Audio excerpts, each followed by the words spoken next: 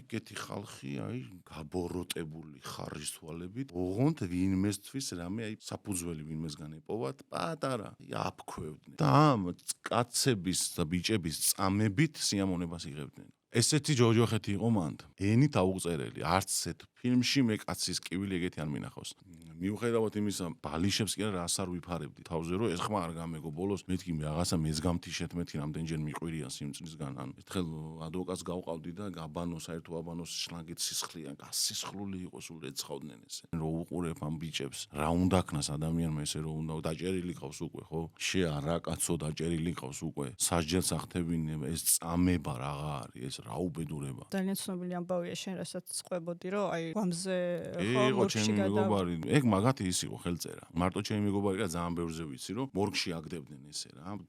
და აი მოკლავდნენ ცემი და შეაგდებდნენ ეს რომ ამას წყალი რო შეასხეთ 4 დღის მერე რაღაც რო გატოკდა ბოდიში და ეს ჩემისა კიდე ცოცხალიაო და კიდე ურტყავდნენ ამ საწოდავს და ეხა ეზოში იცემდნენ გადაყვანა გადმოყვანა ის დროს კლავდნენ ცემით იქვე ანუ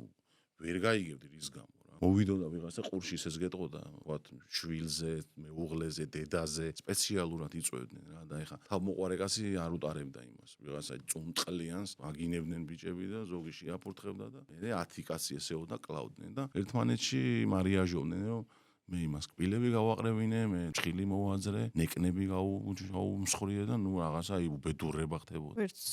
წარმოვიდგენი რომ ქართველი კაცი შეიძლება და ანუ ქართველი კი არა ამას სავარაუდოდ საზღვარგარეთაც არ უნდა გიქნას წესით ეს ადამიანმა ეს არ უნდა უკნას ადამიანს და მით უმეტეს შენ სამშობლოში შენ ენაზე რო კაცი გელაპარაკება